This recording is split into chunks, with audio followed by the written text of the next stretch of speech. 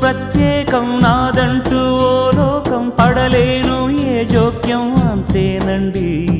బాగుంది మీ టేస్టు నాకెంతో నచ్చేట్టు మనసెంత